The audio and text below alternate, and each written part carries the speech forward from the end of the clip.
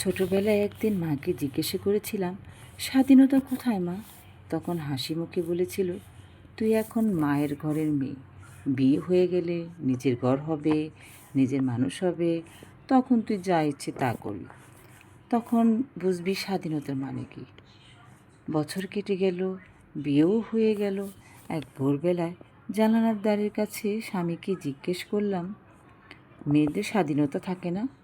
স্বামী শান্ত গলায় বলল, বিয়ের আগে যা ইচ্ছে করেছ, এখন সেসব আর করা যাবে না। এখন সংসার আছে, লোকের চোখ আছে, আগে ছেলে মেয়ে মানুষ করো, তারপর যা ইচ্ছে তাই করো। সময় গড়িয়ে গড়িয়ে আজ আমার ছেলের বয়স 20, ওর মুখে হালকা হালকা দাড়ি গজিয়েছে, মুখে চোখে একরাশ তেজ। একদিন হাসতে হাসতে ওকে বললাম, বাবা, বলতে পারিস মায়েদের স্বাধীনতা কোথায়?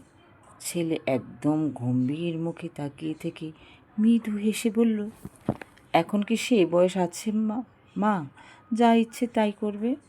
তোমার একটু আমাদের মতো করে চলা উচিত। বুঝলাম, এই পৃথিবীতে মেয়েরা শুধু কেবল মানিয়ে নেওয়ার জন্য জন্ম। স্বাধীনতা তাদের হাতে কখনো আসে না, শুধু অন্যের চাওয়াগুলো পূর্ণ করে যেতে হয় এক জীবনের বিনিময়ে।